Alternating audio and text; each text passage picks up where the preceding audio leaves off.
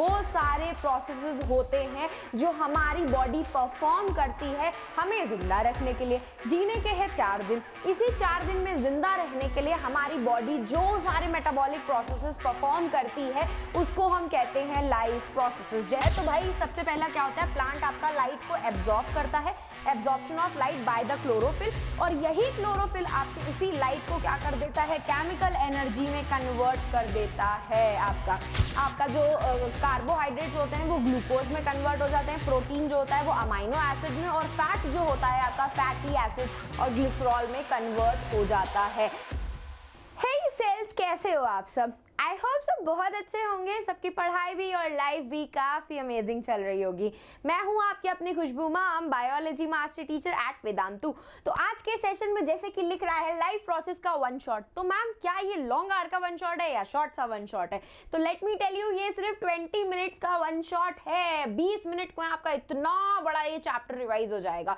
तो make sure जरूर करना कि आप उसको स्टार्ट से लेकर एंड तक जरूर देख रहे हो। चलो तो let's begin our session without wasting much more time. Here we go with the very first thing कि भाई लाइफ प्रोसेस होते क्या हैं? मैम क्या होते हैं ये लाइफ प्रोसेस? इतनी बड़ी चैप्टर है, इतना बड़ा कहानी है उसके अंदर।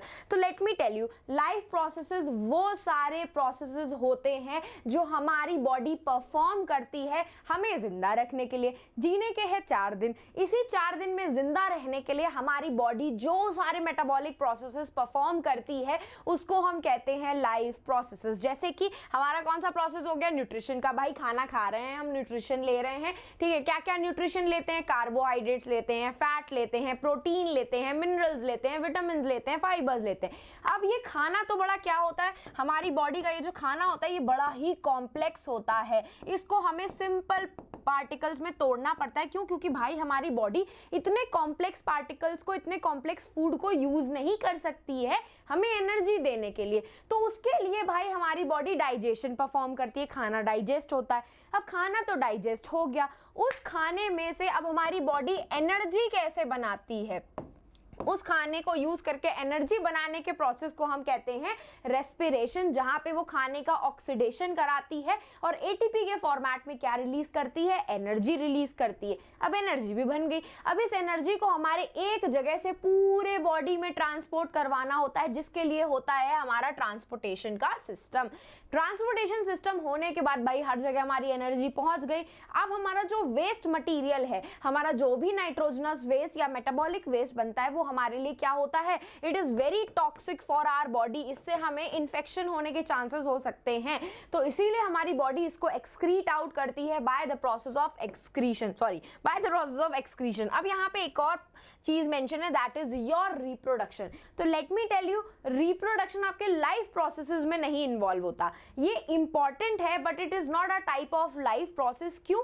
लाइफ प्रोसेस वो सारे प्रोसेसेस होते हैं जो हमें जिंदा रखने के लिए जरूरी होते हैं, हमें जिंदा रहने के लिए चाहिए होते हैं। रिप्रोडक्शन के बिना भी इंसान जिंदा रह सकता है, लेकिन रिप्रोडक्शन के बिना इंसान अपनी कंटिन्यूटी, स्पीशीज को आगे कंटिन्यू नहीं कर सकता, वो वाइप आउट हो सकते हैं। तो इस चीज के लिए ये इंपॉर्टेंट है, लेकिन हमें जिंदा रखने के लिए इंपॉर्टेंट नहीं है। तो ये आपके लाइफ प्रोसेसेस में नहीं इंक्लूड होता है।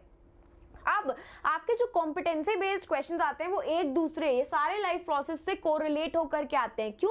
क्योंकि आपने खुद देखा, अभी मैंने जब आपको हर एक प्रोसेस का एक छोटा सा ओवरव्यू दिया तो मैंने आपको बताया कि खाना खाते हैं, खाना खाया वो इतना कॉम्प्लेक्स होता है कि उसको हमारी बॉडी यूज नहीं कर सकती, तो डाइजेशन परफॉर्म किया। डाइजेशन के बाद हमारी बॉडी ने एनर्जी बनाई रेस्पिरेशन के थ्रू, उस एनर्जी को पूरी बॉडी में ट्रांसपोर्ट करवाया थ्रू द ट्रांसपोर्टेशन, और लास्ट में उसे वेस्ट मटीरियल के फॉर्मेट में बाहर निकाल दिया bye the process of excretion. तो इस तरीके से आप खुद सोच सकते हो कि ये सारे प्रोसेसेस एक दूसरे से रिलेटेड रहते हैं। इसी से ही ऐसे कॉम्पिटेंसी और कंसेप्ट बेस्ड क्वेश्चंस बनते हैं। तो सबसे पहला प्रोसेस मैंने जैसे कि आपको बोला न्यूट्रिशन। तो न्यूट्रिशन क्या होता है भाई? अब ये तो दिख नहीं रहा इसमें क्या कैरेक्टरिस्टिक्स है, लेकिन कोई बात नहीं, ये हमारे एनिमेशन की तरह दिख रहे हैं। तो यहाँ पे वो सिर्फ इतना सा बोल रहा है कि हमारी लिविंग ऑर्गेनिजम्स की क्या क्या कैरेक्टरिस्टिक्स होती हैं। मूवमेंट करवाते हैं हम, रेस्पिरेशन होता है, सेंसिटिविटी होती है, मतलब किसी ने हमें टपली मार दी तो हमें पता चलता है किसी ने हमें मारा है ना। ग्रोथ करते हैं हम, रिप्रोडक्शन करते हैं। तो ये सारी क्या है, हमारी कैरेक्टरिस्टिक्स हैं कि हम लिविंग ऑर्गेनिज्म है, तो हम ये सारे प्रोसेसेस परफॉर्म करवाएंगे, और ये सारे प्रोसेसेस जो हमारी बॉडी परफॉर्म करवाती है उसी को ही हम लाइफ प्रोसेस बोलते हैं। जिसमें से हमें सबसे पहला प्रोसेस पढ़ना होता है अपने न्यूट्रिशन का। तो देखो भाई, कुछ बहुत ऑर्गेनिज्म बड़े कॉम्प्लेक्स हैं, जैसे कि हम लोग बड़े ही कॉम्प्लेक्स हैं। कुछ बहुत ऑर्गेनिज्म हमारे सिंपल होते हैं, प्लांट्स होते हैं जो अपना खाना खुद प्रिपेयर कर लेते हैं। हम अपना खाना खुद नहीं बना पाते हैं। खाना खुद बनाने का मतलब ये नहीं है कि किचन में जाकर के छोले भटूरे बना रहे हो। खाना बनाने का मतलब ये है कि अगर मैं आपको यहाँ पे अभी इस टाइम पे कार्बन डाइऑक्साइड और पानी पकड़ा दूं, क्या मैं आपको कार्बन डाइऑक्साइड और पानी पकड़ा दूंगी तो तुम उससे खाना बना पाओगे? नहीं बना पाओगे। तो this is known as the खाना बनाना, नॉट वो खाना बनाना कि छोले भटूरे बना रहे हो किचन में जाकर के, उसको खाना बनाना नहीं कहते हैं। तो देखो, मोड ऑफ न्यूट्रिशन आपके दो टाइप्स के होते हैं। पहला होता है आपका ऑटोट्रॉफिक न्यूट्रिशन और दूसरा होता है हेटेरोट्रॉफिक। ऑटो मतलब खुद से, सेल्फ।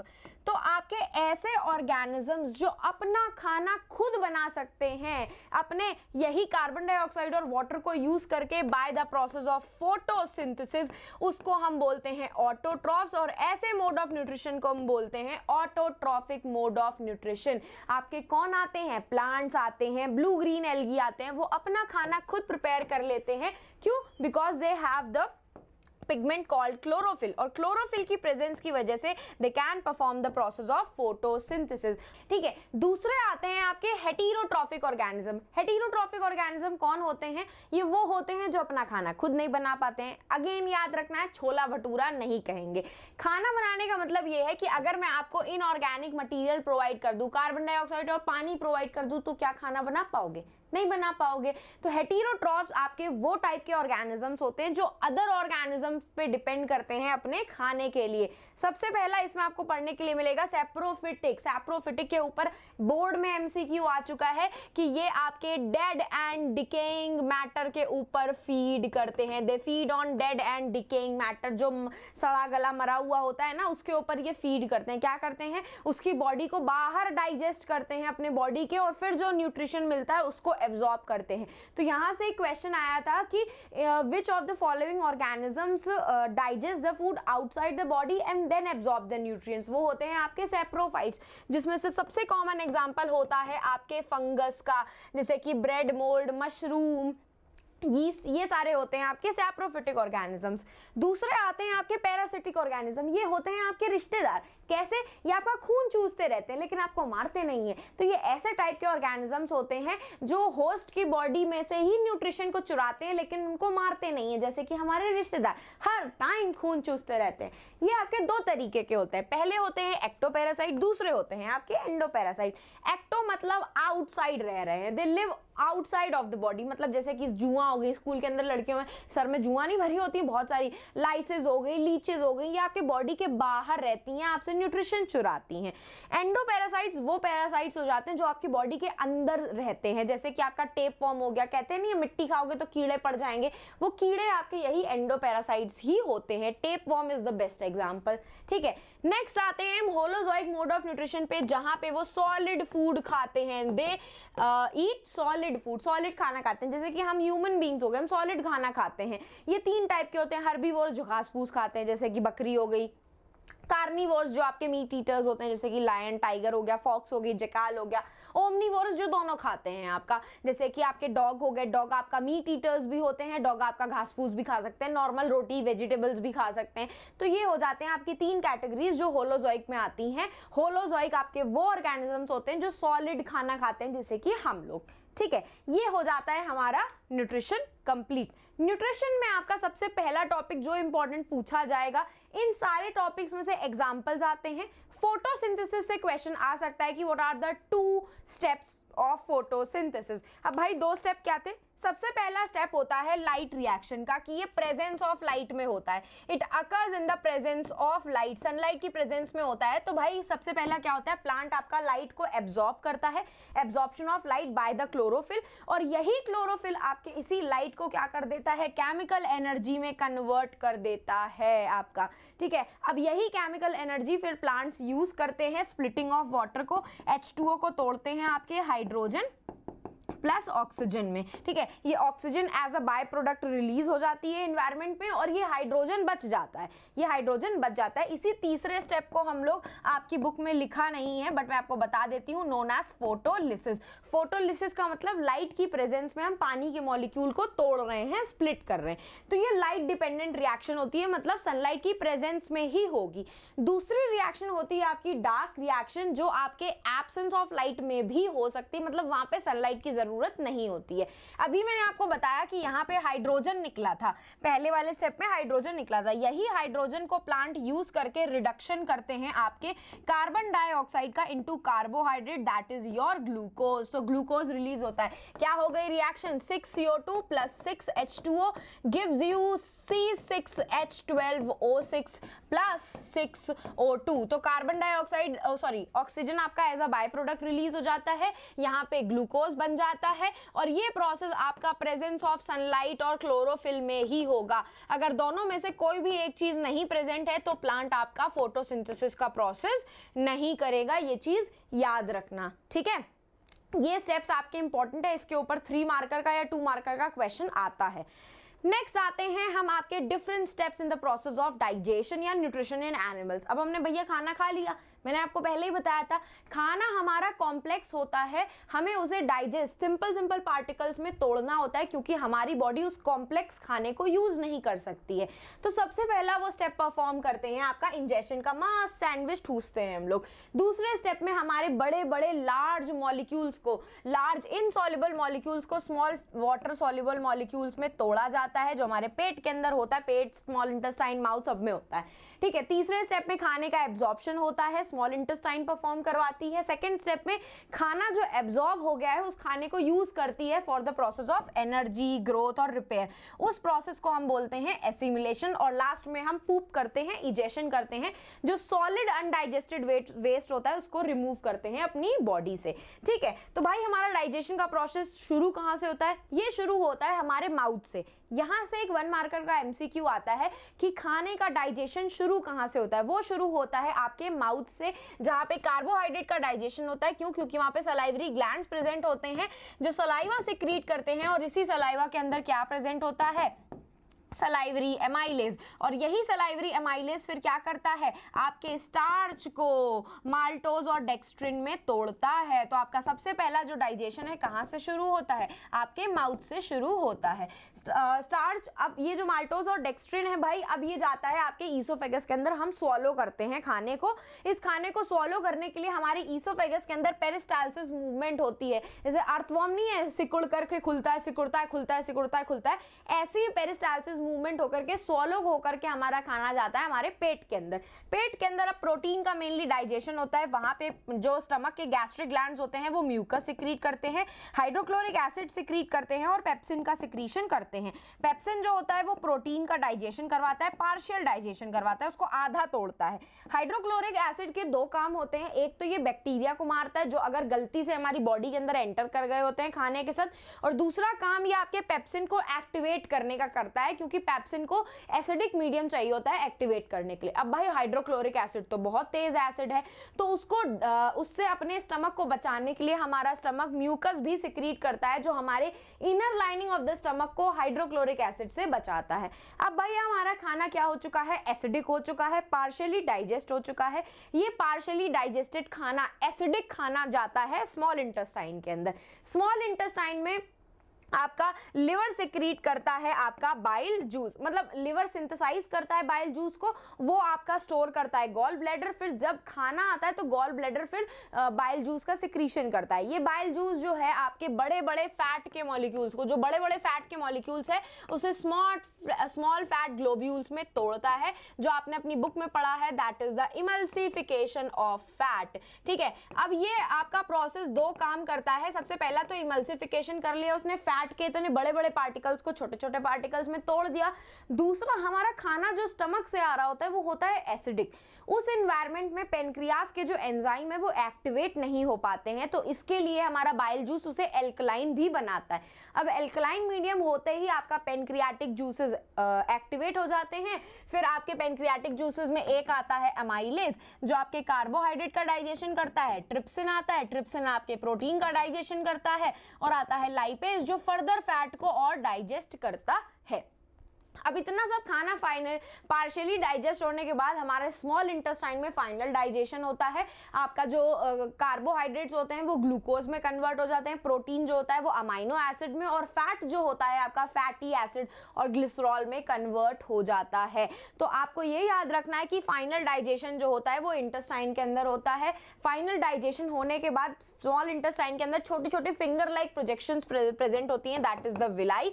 ये विलाई खाने का एब्जॉर्प्शन करती हैं। खाना एब्जॉर्ब होने के बाद जो बचा कुचा सॉलिड अनडाइजेस्टेड वेस्ट होता है वो रेक्टम में जाता है। लार्ज इंटेस्टाइन में कोई डाइजेशन नहीं होता, सिर्फ पानी और सॉल्ट का एब्जॉर्प्शन होता है, और फिर एनएस के थ्रू हम लोग जो वेस्ट फूड होता है, जो अनडाइजेस्टेड फूड होता है, जो हमारी बॉडी के लिए जरूरी नहीं है, वो हम इजेस्ट कर देते हैं। नेक्स्ट बात करते हैं, अब हमने खाने को तो डाइजेस्ट कर लिया, जिसमें आपको मैंने बताया कि आपका जो कार्बोहाइड्रेट होते हैं, कार्ब्स लिख रही हूं, वो आपका किस में कन्वर्ट हो जाता है, फाइनल ग्लूकोज में कन्वर्ट हो जाता है। प्रोटीन आपका अमाइनो एसिड में कन्वर्ट हो रहा था, ठीक है, और आपका फैट जो था at the end of the digestion में किस में कन्वर्ट होता है, फैटी एसिड एंड ग्लिसरॉल में, ठीक है।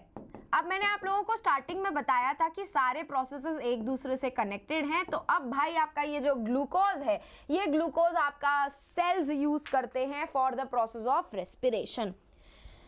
अब ये जो ग्लूकोज है आपका सेल्स यूज करते हैं for the process of respiration. Respiration वो प्रोसेस होता है जहां पे हम खाने का ऑक्सीडेशन करवाते हैं एनर्जी रिलीज करवाने के लिए। तो सबसे पहले ये ग्लूकोज जो होता है ये आपके पायरुवेट में कन्वर्ट होता है और एनर्जी रिलीज होती है यहाँ पे 2 ATP, और ये प्रोसेस होता है साइटोप्लाज्म के अंदर, जो आपको साइट याद रखनी है। अब ये पायरुवेट जो होता है 3 तरीके से ब्रेक डाउन होता है। पहला ये कर देता है एनारोबिक रेस्पिरेशन। एनारोबिक रेस्पिरेशन का मतलब होता है ये एब्सेंस ऑफ ऑक्सीजन में टूट रहा है।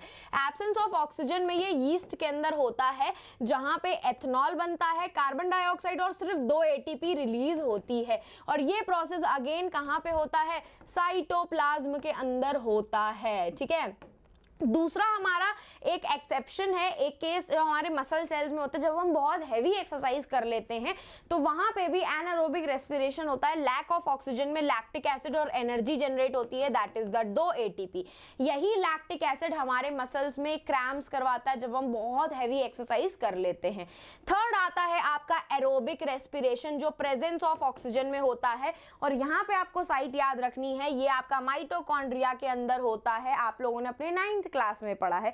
माइटोकॉन्ड्रिया क्या था, powerhouse of the cell, ATP generate करता है। अब यहाँ पे आपका पायरुवेट जो है कार्बन डाइऑक्साइड में कन्वर्ट होता है, पानी में कन्वर्ट होता है, और यहाँ पे आपकी 36 ATP रिलीज होती है, जो ये 2 ATP और ये 36 ATP मिला करके 38 ATP बन जाता है, ठीक है। तो ये पूरा जो प्रोसेस है आपका कि कैसे कैसे एरोबिक एंड एनारोबिक रेस्पिरेशन हो रहा है, ये आपको याद रखना है। क्यों? क्योंकि इसके ऊपर क्वेश्चन आते हैं कि ग्लूकोज आपका किन 3 तरीकों से ब्रेक डाउन होता है। अब ये aerobic respiration presence of oxygen में होता है, ज्यादा एनर्जी रिलीज होती है। Anaerobic respiration absence of oxygen में होता है और कम एनर्जी रिलीज होती है, आप खुद देख सकते हैं, ठीक है। अब भाई आपका ये जो ग्लूकोज ब्रेक डाउन हो रहा था ये ऑक्सीजन की प्रेजेंस में हो रहा था, एरोबिक रेस्पिरेशन ह्यूमंस के अंदर। तो ये ऑक्सीजन हमारी आती कहाँ से है, तो ये ऑक्सीजन हम इनहेल करते हैं कहाँ से, नॉस्ट्रल से इनहेल करते हैं। नॉस्ट्रल्स में हेयर्स प्रेजेंट होते हैं जो आपके डस्ट पार्टिकल्स को ट्रैप कर लेते हैं। अब ये आपकी जो एयर है ये जाती है फिर नेजल कैविटी के अंदर जो पीछे होती है। नेजल कैविटी के बाद ये जाती है कॉमन पैसेज में, जो खाने और एयर का कॉमन पैसेज होता है, दैट इज द फेरिंग्स। अब ये फेरिंग्स के बाद आपकी ये जो हवा है ट्रेकिया के सबसे ऊपर वाले पार्ट पे जाती है, that is the voice box. आप अपने गले पे ऐसे हाथ रखेंगे बोलते टाइम पे तो आपको वाइब्रेशन फील होगी, वही आपका वॉइस बॉक्स होता है, दैट इज योर लेरिंग्स। अब हवा लेरिंग्स के बाद जाती है ट्रेकिया में। ट्रेकिया में आपको याद रखना है कि सी शेप कार्टिलेजनस रिंग्स प्रेजेंट होती हैं, जो ट्रेकिया को एब्सेंस ऑफ एयर में कोलैप्स, पिचकने से बचाती हैं। क्योंकि भाई जैसे ही हम एक्सपिरेशन करते हैं सांस हमने बाहर छोड़ी तो सारी हवा यहाँ से गायब हो जाती है। अब गायब हो जाएगी तो वैक्यूम नहीं क्रिएट होगा, पिचक नहीं जाएगी, तो वैक्यूम से कोलैप्स होने से बचाने के लिए उस वैक्यूम में यहाँ पे सी शेप कार्टिलेजिनस रिंग्स प्रेजेंट होती हैं। ट्रेकिया आपका बाइफरकेट करता है, 2 ब्रांचेस में डिवाइड होता है जिसको हम ब्रोंकाई कहते हैं। ब्रोंकाई बहुत सारी छोटी छोटी ब्रांचेस में डिवाइड होती है, that is known as the bronchioles. और ब्रोंक्यूल्स के एंड पोर्शन पे प्रेजेंट होती है एल्वियोलाई आपकी, जहां पे मेन गैसियस एक्सचेंज होता है। ये आपको याद रखना है। अगर आपसे कोई पूछेगा कि मेन गैसियस एक्सचेंज ऑक्सीजन और कार्बन डाइऑक्साइड का एक्सचेंज कहां पे होता है, तो वो आपको पता होना चाहिए एल्वियोलाई के अंदर ही होता है, जो आपके and part of the bronchioles में प्रेजेंट होते हैं। इसके ऊपर एमसीक्यू आ चुका है, ठीक है। तो ये खत्म हो जाता है हमारा रेस्पिरेशन। प्लांट्स की बात करें तो प्लांट्स में भाई आपका 2 तरीके से पाथवे होते हैं। एक तो जाइलम होता है जो आपका मिनरल्स और वाटर का ट्रांसपोर्टेशन करवाता है, और एक होता है फ्लोएम जो खाने का ट्रांसपोर्टेशन करवाता है। ये आप लोग अपनी 9th क्लास में पढ़ चुके हो, ठीक है। ऑर्गेनिक न्यूट्रिएंट्स का ट्रांसपोर्ट करवाता है फ्लोएम आपका। अब हम पढ़ने वाले हैं भाई आपके ट्रांसपोर्टेशन के बारे में, that is your circulatory system. खाना हमने पचा लिया, खाने में से एनर्जी बना ली, अब इस एनर्जी को पूरी बॉडी में सर्कुलेट करवाना है। तो वो कैसे होता है? With the help of your circulatory system, जिसके आपके कुछ ऐसे पार्ट्स होते हैं। पहला पार्ट होता है आपका blood, that is the fluid component. दूसरा होता है आपका carrier component, that is your blood vessels. तीसरा होता है आपका pumping organ, that is your heart. Heart बहुत इंपॉर्टेंट टॉपिक है, इससे क्वेश्चन जरूर आता है। तो हार्ट आपका कुछ इस तरीके का आपको डायग्राम दिखेगा, जिसको अगर मैं लेबल करूंगी तो आप सब लोगों को पता है ये क्या होती है, एओर्टा होती है, which is one of the largest artery, ठीक है। ये होती है आपकी, ये यहां से जा रही है, ये क्या है आपकी पल्मोनरी आर्टरी, जो कि आपकी क्या है, एक्सेप्शन है। ये आपका हो गया लेफ्ट एट्रियम, ये हो गया लेफ्ट वेंट्रिकल, ये हो गया राइट एट्रियम, एंड ये हो गया आपका राइट वेंट्रिकल। ये हो जाती हैं पल्मोनरी वेन्स, जो आपके ऑक्सीजनेटेड ब्लड को लेकर के आती हैं लंग्स में से। ये हो जाती हैं दोनों आपकी वेना कावा, एक ये वेना कावा होती है, that is the superior vena cava, और एक ये नीचे होती है, अगेन ये भी आपकी इंफीरियर वेना कावा होती है। ये बीच में आपका सेप्टम होता है। और ब्लड का बैकफ्लो को प्रिवेंट करने के लिए, मतलब ब्लड आपका पीछे ना बैकवर्ड फ्लो ना हो जाए, उसके लिए हार्ट के अंदर वॉल्व्स प्रेजेंट होती है। क्या प्रेजेंट होती हैं? वॉल्व्स प्रेजेंट होती हैं, which prevents the backflow of blood. तो भाई आपकी सबसे पहले आपको पढ़ने के लिए मिलेगी जो लेफ्ट एट्रियम और लेफ्ट वेंट्रिकल के बीच में प्रेजेंट होती है, that is your mitral valve. इससे क्वेश्चन पूछा जाता है। और आपके राइट एट्रियम और राइट वेंट्रिकल के बीच में ये वॉल्व प्रेजेंट है, that is known as the tricuspid valve. ये आपको याद रखना है कौन सी वॉल्व कहां प्रेजेंट होती है। अब हमारा जो ब्लड है ना, वो हमारे दिल में से, हमारे हार्ट में से 2 बार पास होता है। एक बार वो राइट साइड से पास होता है, एक बार वो लेफ्ट साइड से पास होता है, to complete the entire blood circulation. उसी को ही हम क्या कहते हैं, double circulation. One of the most important topic जो आपके हर साल बोर्ड्स के एग्जाम में पूछा जाता है। तो double circulation is a circulation जहां पे हमारा ब्लड जो है हार्ट में से 2 बार पास होता है, एक बार लेफ्ट से एक बार राइट से। तो उसी को ही हम कहते हैं डबल सर्कुलेशन। ये 2 टाइप का होता है, एक होता है सिस्टमिक सर्कुलेशन जिसमें हमारी बॉडी का सिस्टम इन्वॉल्व होता है, एक होता है पल्मोनरी सर्कुलेशन जहां पे हमारी पल्मोनरी आर्टरी, वेन और लंग्स इंक्लूडेड होते हैं। तो अगर मैं बात करूं आपके पूरे सर्कुलेशन की कि कैसे होता है, तो देखो डायग्राम बना करके दिखा रही हूं। ये हो गया आपका हार्ट, ये हो गया लेफ्ट एट्रियम, ये हो गया लेफ्ट वेंट्रिकल, ये हो गया राइट एट्रियम, ये हो गया राइट वेंट्रिकल। ऊपर आ जाता है आपका लंग्स और नीचे आ जाता है आपका बॉडी, ठीक है, नीचे आ जाता है आपको बॉडी। जितना भी ऑक्सीजन रिच ब्लड है वो यहां से सबसे पहले एंटर करता है लेफ्ट एट्रियम के अंदर। कौन लेकर के आता है? पल्मोनरी वेन लेकर के आती है। ब्लड गया फिर लेफ्ट वेंट्रिकल में, और लेफ्ट वेंट्रिकल से ये पूरा ब्लड आपका ट्रांसपोर्ट कर दिया जाता है थ्रू द एओर्टा। ये कहां ट्रांसपोर्ट कर रहा है? ऑक्सीजन रिच ब्लड ट्रांसपोर्ट करता है। अब आपका ब्लड ने, बॉडी ने पूरे ऑक्सीजन ब्लड को यूज कर लिया और उसके अंदर क्या मिला दिया? कार्बन डाइऑक्साइड, जिसको लेकर के आती है कौन? आपकी वेना कावा। वेना कावा ने ये carbon dioxide rich blood right atrium में डाला, राइट एट्रियम से ये ब्लड गया राइट वेंट्रिकल, और राइट वेंट्रिकल से ये पूरा ब्लड जाता है आपके लंग्स के अंदर थ्रू द पल्मोनरी आर्टरी, जो कि अगेन फिर लंग्स के अंदर क्या होता है, ऑक्सीजनेशन का प्रोसेस होता है, वापस से कार्बन डाइऑक्साइड मिक्स कर दी जाती है और हम ऑक्सीजन मिक्स कर दी जाती है और कार्बन डाइऑक्साइड हम एक्सेल आउट कर देते हैं।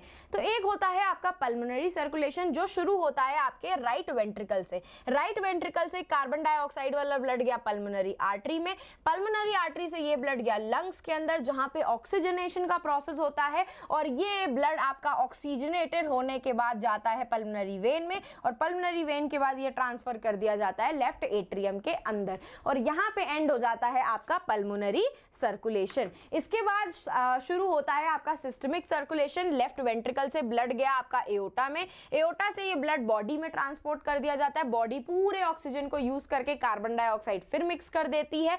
अब इसी कार्बन डाइऑक्साइड ब्लड को लेकर के वेना कावा आती है राइट एट्रियम में और अगेन यहाँ पे आपका सिस्टमिक सर्कुलेशन एंड अप हो जाता है। लेट मी टेल यू, ये बहुत इंपॉर्टेंट टॉपिक है, जरूर आता है एग्जाम में।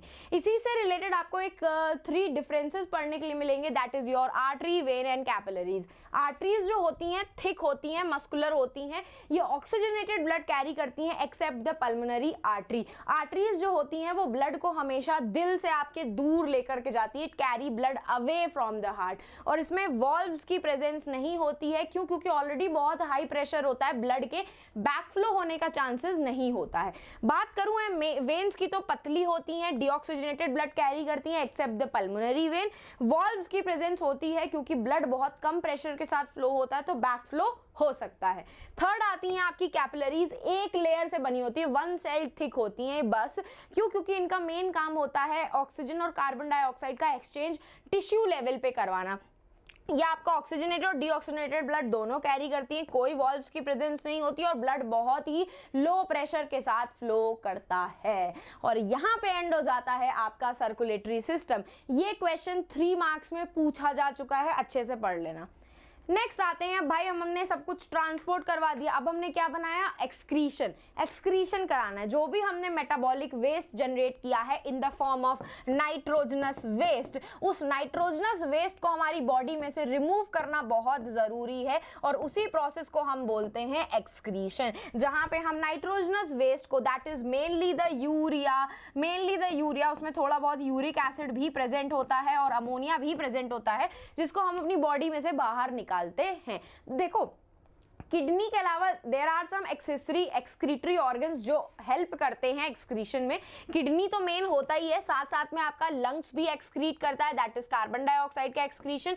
स्किन आपकी स्वेट प्रोड्यूस करती है जिसमें से बहुत ही minute amount of urea excrete होता है और लिवर जो होता है वो आपके अमोनिया को कन्वर्ट करता है इनटू यूरिया। तो किडनी भी इंपॉर्टेंट है, किडनी तो मेन ही है जो आपका एक्सक्रीशन परफॉर्म करता है। उसके साथ साथ आपके ये 3 एक्सेसरी एक्सक्रीटरी ऑर्गन्स हैं जो आपके एक्सक्रीशन का फंक्शन परफॉर्म करते हैं।